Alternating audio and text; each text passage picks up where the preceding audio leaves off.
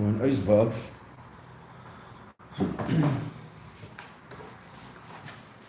And the issue on the Perek, the issue at hand, is the connection between the Indian of Moshe Rabbeinu being the Raya Mehemna. So he internalizes the emunah of the Jewish people, and the idea of Kosis Lamar. Why is it that the Frierdiker Rebbe explains Kosis Lamar after he explains the Indian of Raya Mehemna? They don't seem to have anything to do with each other. Raya Mehemna is one thing, bringing emunah into Pneumius, and Kosis Lamar is the crushedness of Golos, bringing to Mesiras Nefesh. Now, what we saw at the beginning of Vav, on the right-hand side page, on the Kuf Lamed base, was that the essential expression of Mesiras Nefesh is coming from Etzem and Neshama. Okay. So that already is important because who's Moshe? So Moshe is going to be the one who brings Etzem and Neshama into Pneumius, our essential connection into Pneumius. So they share in common the union of Etzem and Neshama, the essence of the soul. Okay, so now we already read a bit of the second paragraph of Vav, but we're going to start from the top of the page. Al Pizeh Yesh Levar, to get a running start, which is better than doing Chazara and the whole nine. Al Pizeh, in terms of starting. Al Pizeh Yesh Levar Mashakosa Ba Maimer. Based on this, we can explain that which is explained in the Maimer. The Zeh Shem Meshu Raya Mehimna, that which Meshu is Raya Mehimna. What does that mean? Shuzan and Farnas Es Emunah, that he nourishes the Emunah. Hu Gam B'Nagel L'Rei Yisrael. This is also relevant to the Rei Yisrael, the shepherds of the Jewish people. Shebachol Dor. We've said that. In every generation, he's Pashtus the Moshe Shebachol Dor, the expression of Moshe in every generation, which is the Zohar. Shehem, what do? Shem Mechazkim Es Emunah D'Yisrael. Generally, what's the avodah of those leaders of the Jewish people? Unfortunately, based on Jewish history, what were they involved in doing very, very often? That they're strengthening the emunah of the Jewish people. That they'll stand in a state of Mesiras Nefesh in the performance of Torah and mitzvahs. Now, that Mesiras Nefesh doesn't necessarily mean physical self-sacrifice, because after all, the Rebbe does say afterwards, Bekim Torah and mitzvahs. Right? And the idea of Mesiras Nefesh, Bekim Torah mitzvahs, is to give up your own ratzon. Frierdiker Rebbe talks in a number of Maimarim about the idea of Mesiras Nefesh. Nefesh meaning, yes, Nefesh means soul, obviously, but it also means giving up your own ratzon, giving your will over to the Eibishter's will. Okay, so there's that idea, right? But that's not connected. That might not necessarily be connected to Etzem and Neshama, right? Mesiras Nefesh b'foil mamish, in actuality, be ready to give up one's life, so that's shaykh to Etzem and Neshama. Diluchu, the Rebbe says, at first glance.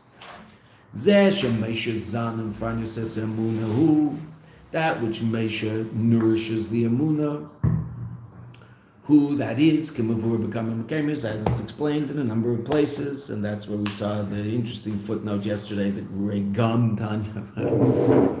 And the source of this is the Alter Rebbe in Mishpatim, which is the source for this idea in the Frierdiker Rebbe's Maimer, right? The source for our Maimer is the Frierdiker Rebbe's Maimer. The source for the Frierdiker Rebbe is the Alter Rebbe in Torah. The Gamba Maimer Ze'atzma, and also in this Maimer, right, which is what the Rebbe just said, right, that the source of sources is the Alter Rebbe in Parshas Mishpatim, but it's also in this Maimer of the Frierdiker Rebbe. Al Yedei, what does Moshe do? Al Yedei Shema. Now, the Rebbe is saying something here which this is the first time we've seen this word, and we don't understand what it means, but the Rebbe is going to explain it in this chapter, so we'll understand it. All right?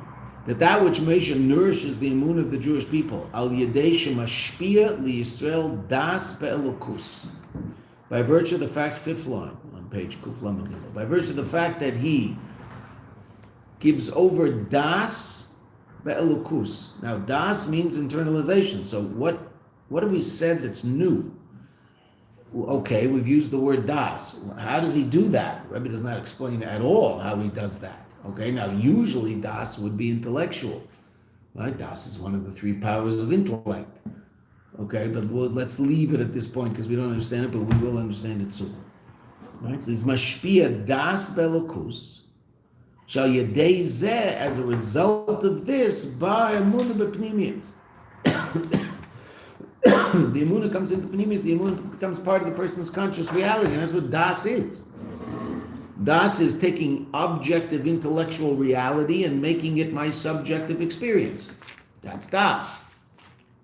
Okay, so das in this context would be taking the objective reality of our emunah and bringing it into our subjective experience, our conscious experience. How do you do that? What does that mean? I don't know. And how is that any different than everything we said? Bringing it into Panemius. So das is Panemius. So what have we said that's new? Okay. I mean, we said something that's obviously very important, but we don't understand how it helps us. The what's the most common expression of the Rei Yisrael throughout the generations? Shebachol dar, and in every generation, mechazki me'amuna, they strengthen the amuna. Hamavur b'maimer zeh, as is explained in this maimer. Look at footnote 36 in a second. Hu she'amuna d'Yisrael tiyeh b'ofen d'mesiras nefesh. Moshe Rabbeinu is das. The Rei Yisrael are mesiras nefesh. Again, the Rebbe seems to be separating those two. Our whole desire is to figure out why those two are shayach zeh lezeh, shayochim zeh lezeh. Why are they relevant to each other? Because after all, in the Friedrich Rebbe's Maimer, first he talks about Raya Mehemna, then he talks about Kosis Lamar. So here the Rebbe distinguishes between Moshe Rabbeinu on one hand and the leaders of the Jewish people throughout Jewish history on the other. Moshe Rabbeinu in the desert, what was that? Moshe Rabbeinu's door, we're going to see this later in the paragraph. Moshe's generation was called Dor Deya, the generation of Das. Okay. That was Moshe, bringing emunah into Panemius by being Mashpia Das. I still don't understand what that means, but okay, that's the equation. Rei Yisrael of the generation, generally expressed through Mesiras Nefesh. Where have we already seen that in the Maimer, even though the Rebbe didn't emphasize it, but we've seen it, the difference between Moshe Rabbeinu and Mordechai Yehudi. Moshe Rabbeinu, there's no Mesiras Nefesh by Moshe Rabbeinu. Adrabah, what did we say about the difference between the time of Matan Torah and the time of Purim? What was unique about the time of Purim? Mesiras Nefesh, that's why the Kabbalah Torah was so much greater. Who's that? That's Mordechai.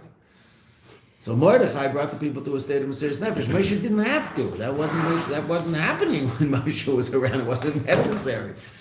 And so Moshe, now the Rebbe said something very interesting. By Moshe, it seems to be this spiritual elevation called Mashpia Das, whatever that is.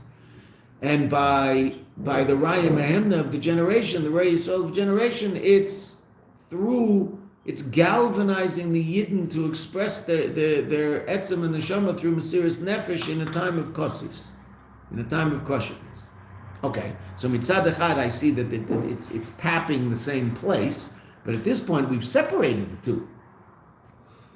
Look in footnote 66, it's at 36. I'm sorry, it's very interesting what the Rebbe points out here. Mashain Ken, here we just distinguished the Friedrich, and the Rebbe is bringing the Friedrich Rebbe. Friedrich Rebbe is distinguishing between, on one hand, Moshe, who's Mashpia Das, and the Rei Yisrael, who bring the Yidden to Mesiras Nefesh. Now that, of course, is what's happening with the Friedrich Rebbe when he's saying this Maimer, right? He's bringing people to this state of Mesiras Nefesh. That's what's going on. Okay. Look what the Rebbe says in footnote 36. Mashain Ken Betanya Sham. In Tanya, in Perek Mem Beis. So, what does the Rebbe say relative to the Moshe Rabbeinu of every generation? Yordim nitzutzim minishmas Moshe Rabbeinu. They descend sparks of the neshama of Moshe Rabbeinu. L'lamed das esa'am. In Tanya it talks about the das, not the Mesiras Nefesh. Okay, manyen. Okay, that's just an interesting point. But in our Maimer, it's clear the Friedrich Rebbe is making it, and the Rebbe is pointing that out, making a distinction between Moshe Rabbeinu mitzad echad, again, Mashpia Das. I don't know what that means yet, but that's Moshe Rabbeinu. And Raya Mehemna, throughout the generations, the Rei Yisrael throughout the generations, Mesiras Nefesh. So that, we can give it a name, that we'll call Kosis Lamar. Okay. But Tanya's saying Mr. Raya Mehemna is actually leading up to Das. Das, similar to Moshe. Yeah. And the Rebbe just wants us to know that that's there, so we'll be more confused. He doesn't want to confuse us, but we should know things. Okay, to figure that out in Tanya. We're not learning the 42nd chapter of Tanya right now, so I never teach Tanya. Coming up. Oh man. Tanya's too hard. If you don't know everything, you can't teach Tanya. It's just too hard. I mean, I know there are people who teach Tanya. Of course, you teach Tanya because it's, there are a lot of basic things in Tanya that are very important for a person to see, but it's just so hard to really understand it. Meaning, that line. You're going to read that line knowing everything that we now know, you go, wait, why is the Alter Rebbe saying it this way? Right now, we wouldn't do that. I mean, we would now, because we saw what we just saw. But it might be in our previous Gilgul, we wouldn't ask that question. And what we're learning now is more commonly found in Chassidus. Chassidus Nefesh or Yisrael. Okay. So again, we've on a certain level separated the two. Now, we've connected both to etzem, right? Again, when I say both, what are those two things that we're talking about? When I say both, what are we trying to explain right now in the Maimer? Trying to explain the difference between Moshe and Mordechai, the difference of... Well, we're not really. We don't want to explain the difference. The There is a difference. That's what's bothering us. We're really trying to explain the sameness, the similarity, right? Why? Take Moshe and Mordechai out of the equation. What in the Friedrich Rebbe's Maimer? What was the order? What did he talk about first, and what did he talk about second? talked about Messiah's Nope. No mortifying. Nope.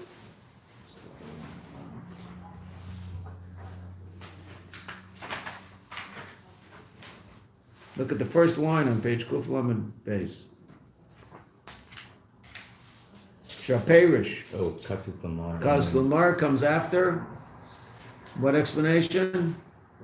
Ryan, with you. That's what we're trying to explain. Write it down. I said it 4 times today at the beginning of class, right? In all fairness. Right? So write it down. Right? Write down. That's what we're doing right now. Because then if I don't know that, then I don't understand what the Maimer is saying. All sorts of really cool stuff, but I don't know what the Rebbe's teaching me because I don't know what his issue is. That's why, in all fairness, the first thing we said when we sat down today was what our issue is. Right? We have to know that. Okay, so we're trying to understand why it is in the Friedrich Rebbe's Maimer, first Raya Mehemna, then Kassis Lamar. Okay, those two seem to be two different realities, and they don't necessarily have anything to do with each other. Oh, so the one thing that we see that they have in common at this point is Etzem and Neshama. Okay. Raya Mehemna brings about some sort of connection to Etzem and Neshama, and we're talking, when we say Raya Mehemna, we mean Moshe in this case. And Roya Yisrael, throughout the generations, the expression of Raya Mehemna throughout the generations bring about, or help facilitate Kassis Lama'ar, that the crushedness of Gullus brings about a revelation of Etzem and Neshama that's expressed in Mesiras Nefesh, in self-sacrifice. Yeah? Yeah. Okay. Yeah, is that okay what I just said? Is it then? Can we also then say that that the Raya Mehemna brings about an emuna? No, brings about an emuna connected to Etzem, and then and Kassis Lamar brings about a das connected to Etzem, or is that confusing topics? Wait, the second part doesn't make any sense because Raya Mehemna. When we say Raya Mehemna in this context, we're talking about Moshe. And what's Moshe? Das. Das. Not Mesiras Nefesh. Das. Right? Mashpia Das, whatever that means. We're going to see an unbelievable Hiddush in the next line that the Rebbe's going to explain all this. It's all going to go poof in one line, but up until this point, we have to understand where we are. Again, the question the Rebbe is dealing with is, in the Friedrich Rebbe's Maimer, first he explains the meaning of Raya Mehemna, that Moshe Rabbeinu is the one who brings Emuna into Pnimius. That's Raya Mehemna. Then the Rebbe explains, the Friedrich Rebbe explains Kassis Lamar, that the crushedness of Gullus brings about a revelation of Etzem and Neshama that's expressed as Mesiras Nefesh. Yeah? Okay, those are two simple ideas. So our question was, what's the connection between those two? Why does the Rebbe bring that? And why does the Rebbe bring Kassis Lamar after Raya Mehemna? Why do they seem to have a connection? It might be I might not be able to understand Kassis Lamar until I understand Raya Mehemna. Why not? The crushedness of Gullus brings about a revelation of Mesiras Nefesh. Well, why is that difficult? Right? It's Jewish history. Why is that a difficult thing to understand? You can't explain that without understanding Raya Mehemna. Most people don't put Raya Mehemna into that equation. Right? True. Most people relate to that as an express. Again, I don't know exactly. We don't know the answer to the question yet. But most people are going to explain that as intricately connected to the notion of the fact that there's a Moshe Rabbeinu in every generation. What's one got to do with the other? Right? People who don't believe in the fact that there's a Moshe Rabbeinu in every generation can explain the fact that Golos could bring about an expression of Etzem and Neshama, if they've ever heard of Etzem and Neshama. Right? Okay. Theoretically. Though the only way they could possibly ever have heard of Etzem and Neshama is learn the Torah of Raya Mehemna, but okay, the same. Okay, so why are they connected? Okay, so what we said now was, on one hand, we showed there's something they share in common, Etzem and Neshama. On the other hand, the Rebbe also said very clearly that it seems Moshe Rabbeinu on one hand, that's Mashpia Das, and the Roya Yisrael of all of the generations, that's Mesiris Nefesh, which is Kosis Lamor. So on one hand, we showed that they connect to the same essential point, Etzem and Neshama. On the other hand, we showed that there are two different expressions of that. So are they the same? They're different, and I still don't understand why I have to understand Raya Mehemna to understand the second expression of that, which is Etzem and Neshama is revealed at the time of when a Jew's pushed to the wall. What happens? He reveals who he really is. Who is he? It's essentially connected to Eibster and can't be separate. Why not? Yeah? Mm-hmm. Okay, so now the Rebbe is going to say something really quite astounding. Al pi hanal yesh leimer. Based on what we said above, we can say like this. And when you see a yesh leimer and there's no footnote, that means the Rebbe is about to say some big chiddush for this. He's not quoting anybody. She'ikar ha'inyan. This line it's hard to understand. I'm sorry. 1, 2, 3, 4, 5, 6, 7th line down, the word ikar has a different font. She'ikar ha'inyan, the Raya Mehemna, the essential reality of Raya Mehemna. Now that'll be Raya Mehemna and that'll be Roya Yisrael of every generation. It's not just Moshe. But certainly the prototype of that is Moshe, because we'll say everybody else is the Moshe of their generation, right? Okay. So the Iker Inyan of Raya Mehemna Hu Shehu Zan Umfarnes Es Ha'emuna, and the Rebbe adds one word that he hasn't said yet, Atzma. That he nourishes the Emuna itself. Read the rest of the sentence, which ends on the next line, then we'll come back to that.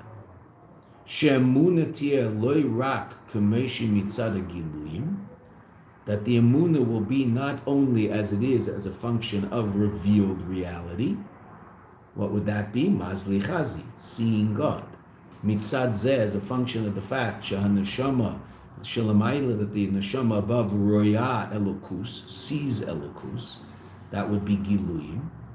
Ela mitzad etzem neshama, but mitzad etzem neshama, that the emuna comes from the essence of the soul. Okay, so now say that generally, but we have to understand it very specifically, and we have to understand why the Rebbe added one word in the equation that we've never seen before, zan ufarnes es emuna atzma. That changes everything. But what did the Rebbe say? That the ikar of Raya Mehemna is that our emuna should come from atzmus and not Gilui. That's what the Rebbe just said, right? That it should be coming from Etzem and Neshama and not from the fact of Roya Elokus. Okay. So now let's go back. So the Rebbe says something here that's absolutely astounding. We say that the Raya Mehemna is Zan Umfarnes Ese'amuna. Now, up until now, how did we explain that? We said that he nourishes us with our emuna. Well, now the Rebbe is saying a completely different shot in that line. What is he nourishing? The emuna itself is getting nourishment, so to speak. Right? Wow. What does that mean? Let's see. He explains what that means. The ikar inyan the Raya Mehemna hu zeh shehu zan umfarnes es emuna atzma. He nourishes your emuna. And what does that mean in the rest of the sentence? Even though I might not understand how that works, I don't understand anything. Okay, fine. But I can understand the equation. What does that mean? That he nourishes the emunah, which means the emunah will be what? What will it be and what won't it be? That's not what it says. So not only is there Emehemna nourishing the soul with regard to Mazli Chazi, but also nourishing the essence of the neshama itself. I mean, I don't know why you're saying it that way, because the Rebbe doesn't say that at all, right? But what you're saying is true, that as opposed to simply being Mazli Chazi, it's now Atzmus. But that, there's no, so to speak, nourishment relative to Mazli Chazi. Adarabah, what's the nourishment? What does the Rebbe say? Read the Rebbe's words, right? Itself.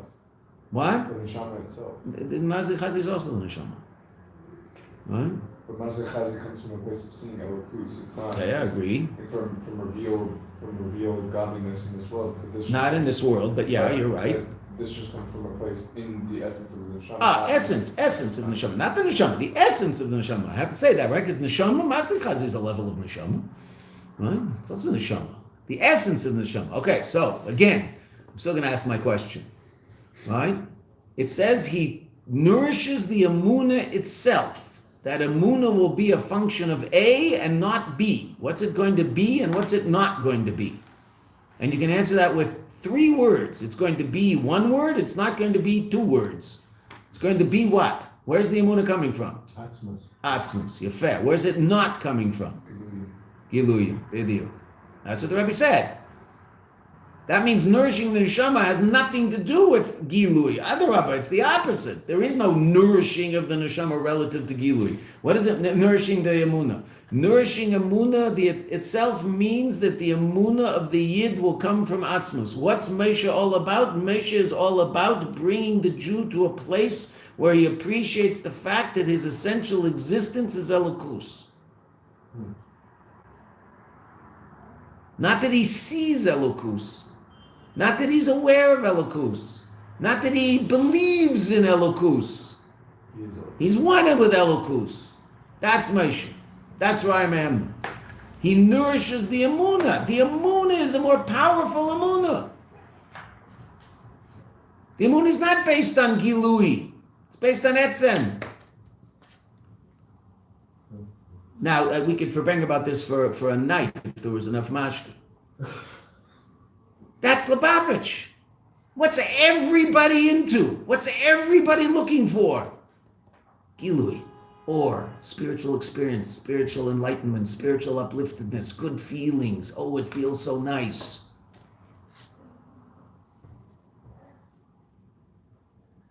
That's why a significant percentage of the frum community in America, I don't know what's happening here, but I'm sure in Nachlaot it's all over, are involved in taking certain drugs to experience spiritual upliftedness. I'm sure it's all over my Nachlaot. It's a particular drug, I don't know the name of it. I've never heard of it before, but some sort of plant. No, it's like that. Yaska or something. I don't know what's okay. Ayahuasca, right, okay. So in frum communities, in Borough Park, in Muncie, all over, and of course in Crown Heights, right? People are taking some drug in order to experience. Evidently, it makes you throw up, and then you have 7 or 8 hours of intense spiritual experience. Wow, that's in Crown Heights. All over. Wow, Crown Heights. Come on, Doc. Let's not pretend, right? Is it by the Chassidus people walking around Crown Heights who live and breathe rabbin? No, but if you walk around Crown Heights, that's not the only thing you see, unfortunately. Okay, so it's also in Borough Park. It's also in Muncie. It's also in Pomona. I'm sure in Miami, it's like all over in LA and what, okay, fine. Chicago, it's everywhere. I assume it's here too. I'm sure in Nachlaot, right?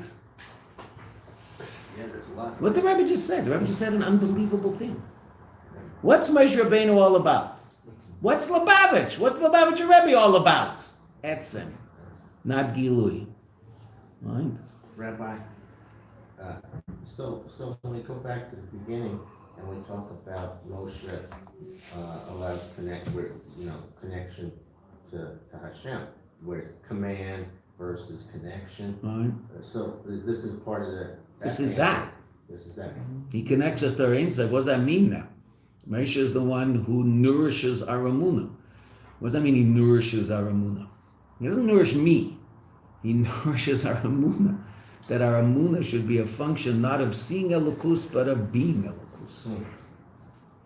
So Moshe Rabbeinu's generation saw more revealed godliness than any other generation in terms of so. That's a very interesting point that you're making. And yet, where did Moshe take them?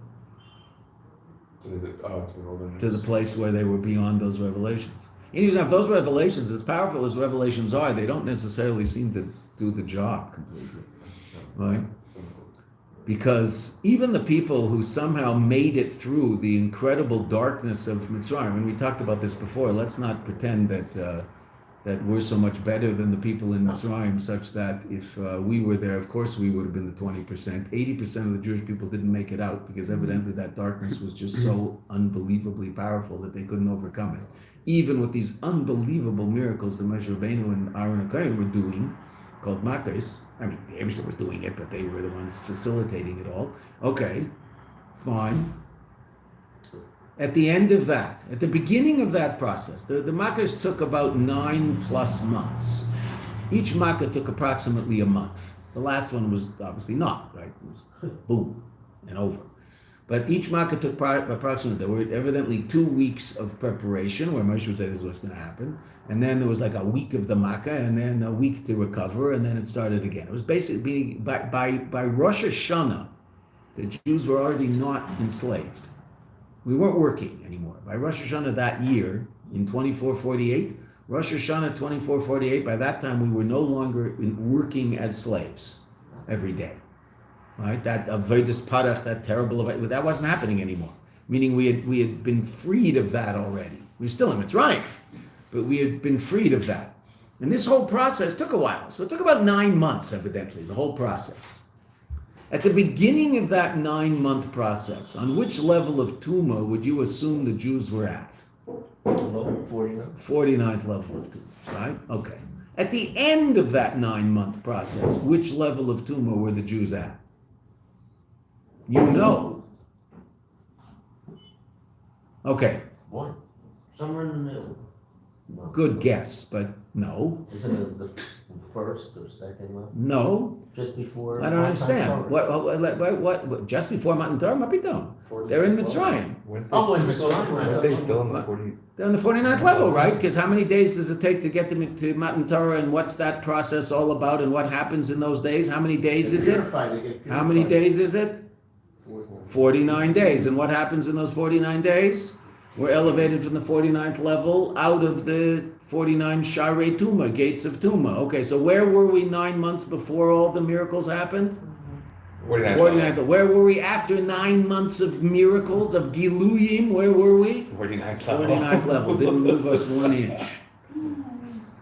Wow, that's so interesting. Passive. Why? Good question. Learn my mind about Shavuos and Sfiras HaYomer, which we'll do after Pesach probably.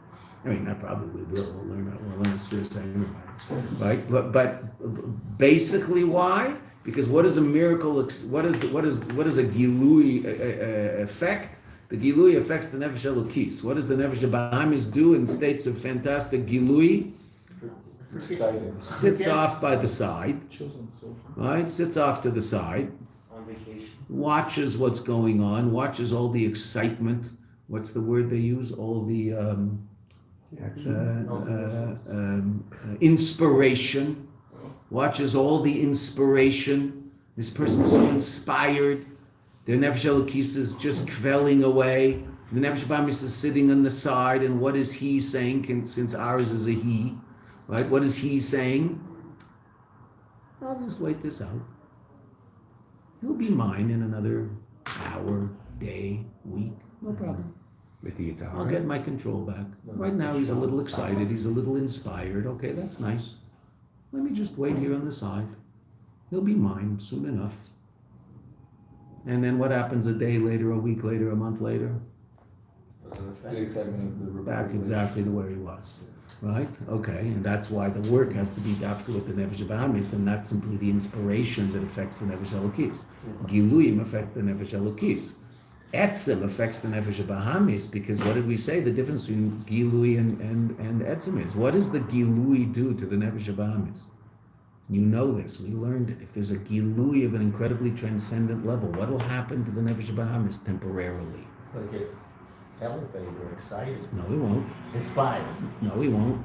We're bitten? Oh, he'll be in a state of bittul. Yefeh. Yefeh. He's bottom. Okay, because I've transcended that temporarily. What is the difference between that and etzem? What does etzem do? Etzem comes down and affects conscious reality, because it's one with conscious reality, because it's the source of conscious reality. Okay, now when the Rebbe talked about it early in the Maimon, he was talking about the nefesh elokis, but the same thing will be the nefesh elokis effect on the nefesh bahamis. Right? This line is what Lubavitch, I mean, especially in our generation, in general, this is what Lubavitch is all about. Is etzem, not gilui. Right? I mean, that doesn't mean that spiritual experience isn't a nice thing and isn't, can't be very pleasant. Of course it's nice and of course it's pleasant, right? And it's something that a person should experience, and a person should experience a conscious expression and excitement and about Elokus. Okay. There's no question. It shouldn't be dry and unfeeling. You should feel things. Adarabah. Okay, and that's going to be a certain level of gilui. But what's the most important thing that a Jew has to reach? He has to reach the place where he's internalized the fact that he's one with the Eibishter and inseparable from the Eibishter, and so everything he's doing is just expressing his essential being. And who takes you there? Moshe Rabbeinu takes you there. No one else takes you there.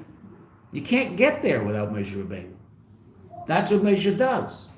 Moshe challenges the Jew to go to that place, but Moshe also takes the Jew to that place. That's the lesson that Moshe keeps teaching. And what does it mean, mashpia das? He's zan and farneses emuna. He brings the emuna to a state where it is now an expression of etzem and not an expression of gilui, and therefore, consequently, what will it be? Pnimius. Because etzem's pnimius. That's what we saw. That's the advantage of etzem over gilui. We already saw that earlier in the Maimer, right? What does Gilui do? It's mavatal the lamata. What does Etzem do? You can't say illuminate the mata, because Etzem is not hor. It purifies and holifies. I don't know, there must be a word. Makes holy the lower Purifies? Sanctified. Sanctifies. That's the word. Thank you. All right, the lower realm. Wow. This is the Rebbe. I mean, this is what Lubavitch is all about. And that's why a lot of people aren't attracted to Lubavitch. Because what do they want? Gilui. Well, he's not into it. Right? Now, that doesn't mean you shouldn't do this. If this is what you do in order to help yourself pray, do it. Don't worry about what anybody says. But when you go to Lubavitch shul, you're not going to be see so many people doing this in the middle of davening. Right? Because they took their cue from someone else, and when they watched a video of the Rebbe davening, or they had the fortune of sitting in 770 and watching the Rebbe davening, which is why davening in 770 is a hard thing to do. It takes you a while to figure out how to do that. Because when you first walk in, what are you doing the whole time? You're not davening, you're just watching the Rebbe. Like you go, whoa, what's going on up there? It takes a while to figure out how to somehow manage all that. Right? Zushya Partizan just never davened by the Rebbe, never. Right? Used to stand there like this. Just used to watch. No one ever saw him daven. He davened, of course he davened. No one ever saw him daven. So I was just watching the Rebbe daven. He davened, but in that room you never saw him daven. Never saw him say slichas, right?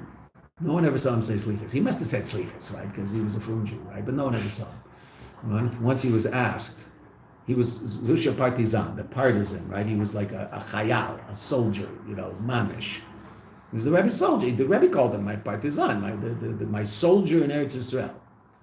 So someone once asked Zusha that they'd never seen, Meitzi Shabbos Slichus, where everybody's in 770 and the Rebbe's there, and there's the Meitzi Shabbos Slichus, which is like a big, huge thing. Zusha would be there. Saying a word. So someone once asked him, right, why don't you say slichas? So he says, a soldier never says he's sorry. That was his line. A soldier never says he's sorry.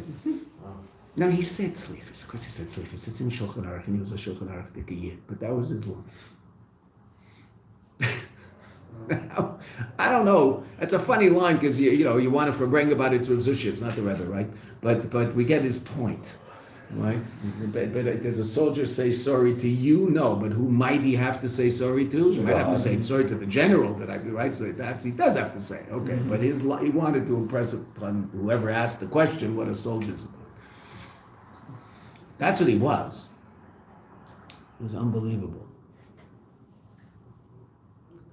A friend of mine was in Fabrengen in 770, and he was standing behind the Rebbe, and Zusha was in his place. You've seen, if you've watched videos, he lived here, so he wasn't there all the time. Right? So he's not in every video because he didn't live there. But sometimes you'll see behind the Rebbe, as you're looking at it, to the right of the Rebbe, meaning it'll be the Rebbe's left. Up on the top, leaning against the wall, there'll be someone standing like this. That's Zusha. Right? So a friend of mine was always standing underneath him. And he and his friend were having a conversation. I wasn't there yet, or whatever was happening. Right? So they were having a conversation, and they were talking about some spiritual feeling that they were trying to, and they hear from behind them, fat! They hear this like, wow, They turn around and it's Zusha. So they stopped talking. They thought he might kill them. Right? They were talking about their own spiritual experience. And they're about Tshuva, okay? Talking about their own spiritual experience. And Zusha just let out a big loud, fat! Okay, does that mean spiritual experience is bad? No, you're supposed to love God and fear God. You're supposed to experience the emotions of love and the emotions of awe, right? Okay, absolutely, 100%. But bottom line, where's that all coming from? Where's it all coming from? It's coming from the fact that you're essentially connected to Elokus, and you essentially are just a little piece of Elokus walking around in Elam Hazeh. And who's the one that connects you to that reality? Mesha. If we read those 3 lines again, because that's going to explain everything that's bothering us. And then that when you see a different font, that means the Rebbe underlined that word when they gave him the mimer as it was about to be printed. The Rebbe underlined that word that has to be emphasized. She'ikra inyan deraya mehemna, hu zeshu zan in farnes es emuna.